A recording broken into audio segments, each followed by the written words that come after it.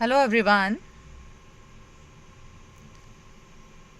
Today we will learn about biocontrol agents and biofertilizers.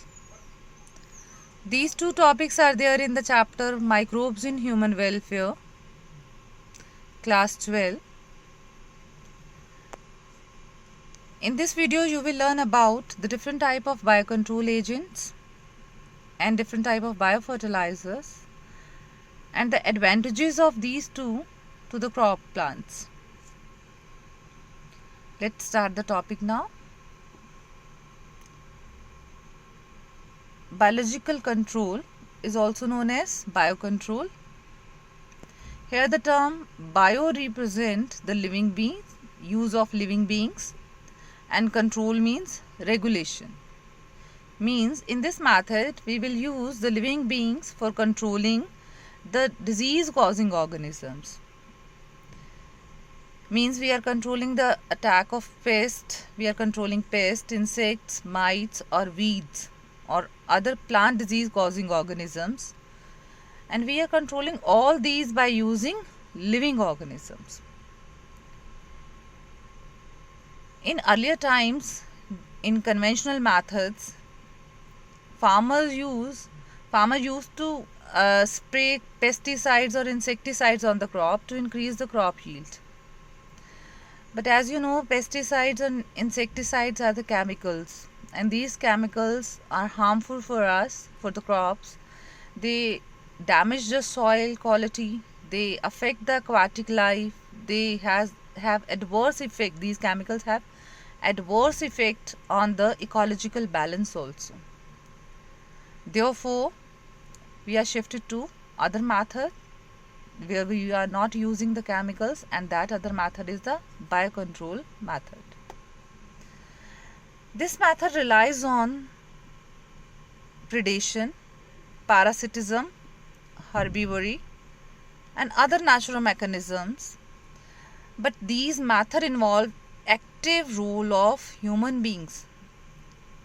Here an active human management is involved, otherwise this practice will be a futile practice. Now this diagram is depicting again how the ladybird, here in this figure ladybird is shown, and how this ladybird is acting as a biocontrol agent. It is attacking the pests. Here again the definition of biological method given, that is use of biological methods for controlling plant pests and plant diseases. Now what are the advantages of using these biocontrol agents? There, as we know that each and every factor has certain advantages and disadvantages. The method we will adopt has certain advantages and disadvantages also. Here the biological control method we are using, so it must have certain advantages and disadvantages. What are these? Firstly, advantages of biological control method. These are of low cost. These has potential to be permanent, as we are using the living beings for controlling the pest or insects, therefore their potential is permanent. And these are not harmful, very important, these are not harmful to the non-target organism.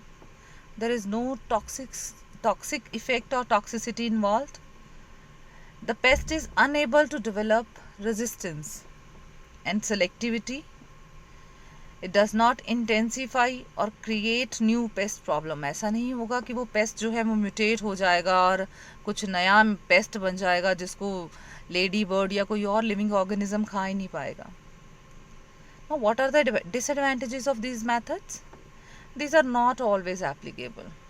जैसे मैंने आपको पिछली slide में दिखाया बेटा, we are using ladybird, we can use dragonflies, we can use certain bacteria can be used, certain fungi can be used, but these are not always applicable. ये ज़रूरी नहीं कि ड्रैगन फ्लाई आपने dragon fly eat mosquitoes, and ज़रूरी नहीं है कि dragon fly mosquitoes को जाकर खाएगी. आपने जिस पर्पज़ से छोड़ी है उस क्रॉप में या उस एरिया में, उस फील्ड में, वो ज़रूरी नहीं है कि वो आपका जो मोटिव है वो फुलफिल हो. तो इसलिए these are not always applicable. Next is level of control may not be sufficient.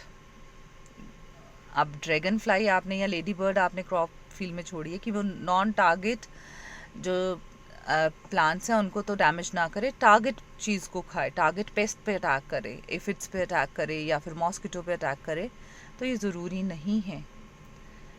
The level of control may not be sufficient. हो सकता है कि अभी भी बहुत सारे पेस्ट और इंसेक्ट्स, एफिड्स और मॉस्किटोज अभी भी क्रॉप्स में हैं. देन रिसर्च कॉस्ट, जो हम बायोलॉजिकल मैथड्स यूज़ करते हैं या कंट्रोल मैथड यूज़ करते हैं उसके लिए पहले बेटे रिसर्च की जाती है, and that research cost is very high, and कई बार ऐसा होता है we will not get the appropriate results. Next point is it requires expert supervision. Without supervision, the results will not be obtained. And it is difficult and expensive to develop and supply. So these are few advantages and disadvantages of biological control method. But still, its advantages outweigh the disadvantages of chemicals, disadvantages of pesticides and insecticides. Therefore, we use the biological control methods. Now here, how can we use biological control methods for protecting the plants from the pests and diseases? Ladybird is used to control aphids. Dragonfly is used to control mosquito. Here diagram figure is of dragonfly, which is used to control mosquitoes. Next is free living fungi, which is Trichoderma. These species are free living fungi. These are found in the root ecosystem, and these are effective as biological control agents against plant pathogens. They protect the plants from the fungal diseases, like they protect the pulses, grapes, cotton, onion, carrot, peas, plums, etc. These species grow very fast, and they produce, how they protect the plants from the different kind of fungal attacks. They produce polysaccharide degrading enzymes, and they grow on large number of substrates. They can be cultured artificially also, or by different kind of, they can grow on different kinds of substrates. Here the figure is of Trichoderma. Now next slide is about how Trichoderma act. What is the mode of action of Trichoderma? It is shown that the effect of Trichoderma is shown by a orange color bubble, whereas pathogen by red color and pathogenic fungi by the white color bubble. So here the Trichoderma action is before the action of Trichoderma. If there is no Trichoderma, what will happen in case of competition? The plant growth will be affected. But as we apply Trichoderma, the Trichoderma try to kill the pathogen and the plant growth will increase. Similarly, it causes antibiosis. Antibiosis are the small chemicals or the molecules which are toxic to the pathogens. Here before the application of Trichoderma, and this is after the application of Trichoderma.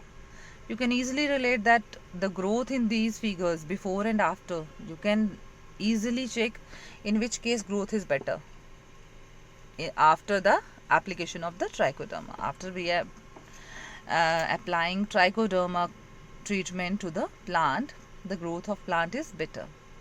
Next is mycoparasitism. Here you can see pathogenic fungi is shown by white color bubbles, on which Trichoderma attacks and try to kill that pathogenic fungi. Next, it induced resistance.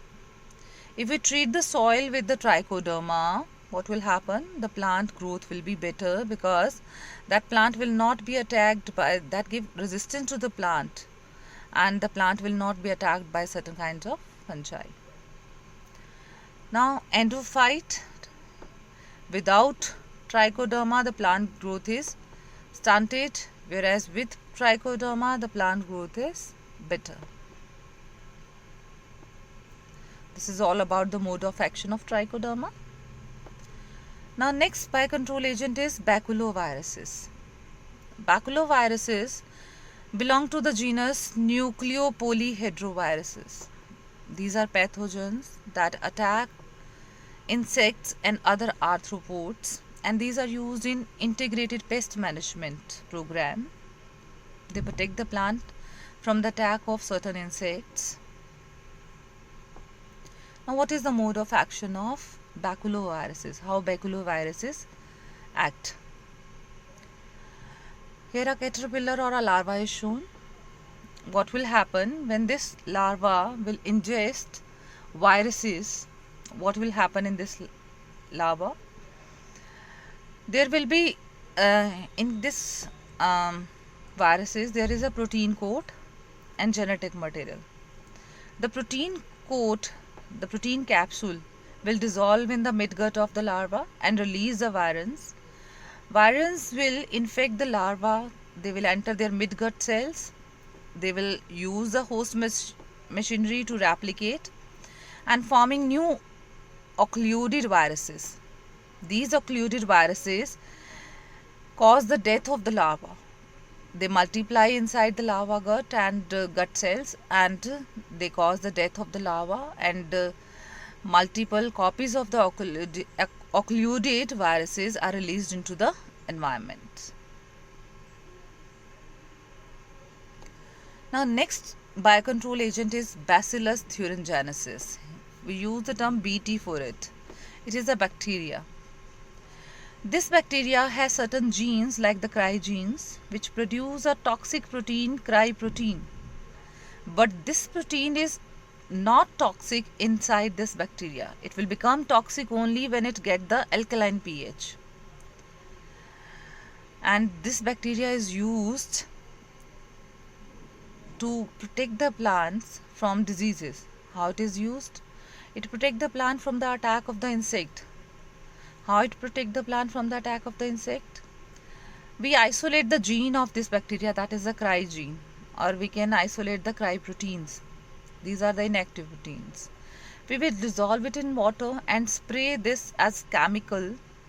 Here in the next slide it is shown. In this slide, this is structure of Bacillus thuringiensis having endospore. Then DNA is there, ribosome part is there, BT toxin crystal. This crystal, they are the cry proteins. They are inactive inside the Bacillus thuringiensis. We isolate this toxin, this protein, or we can isolate the gene, we can isolate the protein and dissolve it in water and then spray it on plants. What will happen when we spray this on the plants? This when sprayed on the plants,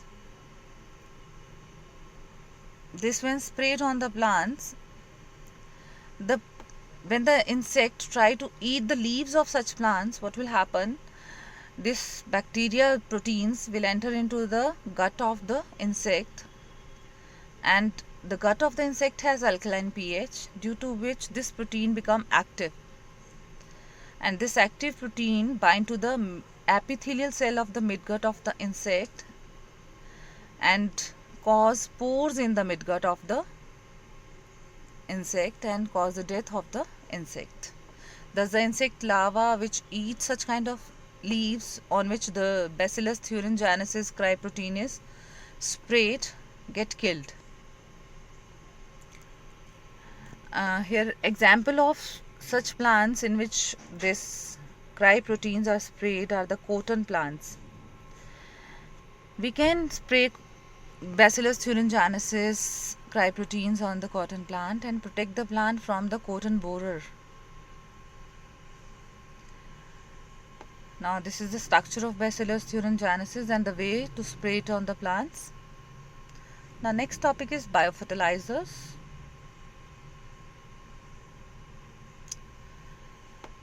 Fertilizers are the chemicals. They enhance the nutrient quality of the soil, provide nutrients to the plant so that plant growth become better. But here the term bio is introduced. What it indicates? Bio means we are using living beings, and that living beings are improving the quality of the soil. They are providing the nutrients to the soil. Now, what are the different kind of living beings which are enhancing the nutrient quality of soil? We are using them as fertilizers.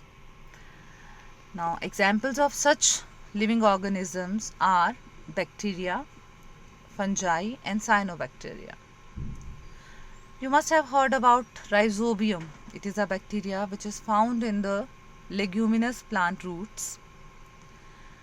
You must have seen this diagram is of root nodules, the root nodules found in the leguminous plants.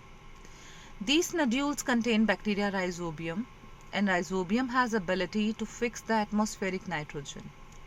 It converts the nitrogen into organic forms like nitrates and nitrites, and these compounds, oxides of nitrogen, are used up by plants to make their proteins. They get incorporated in the form of ammonium ions in amino acids, and plant use it for making proteins.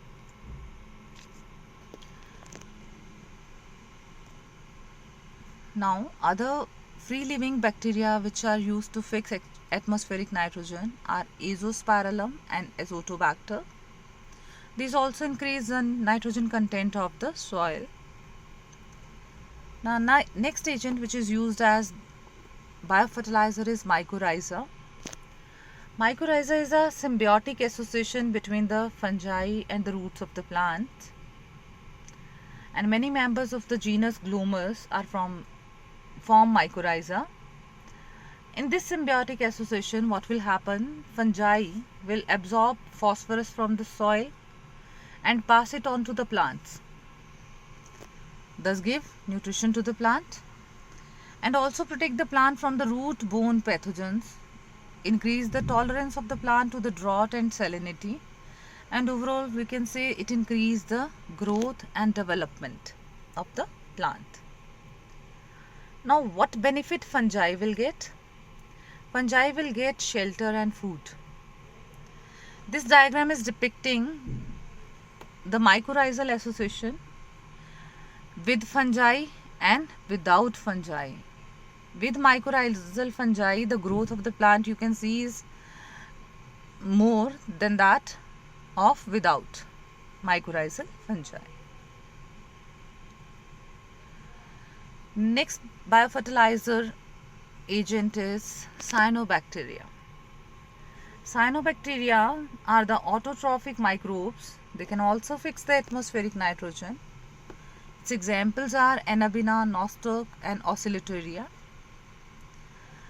These are blue-green algae. They increase nitrogen content as well as they add organic matter to the soil and increase soil fertility. This figure is of nostoc, which is a cyanobacteria, Anabaena, example of cyanobacteria, and Azolla.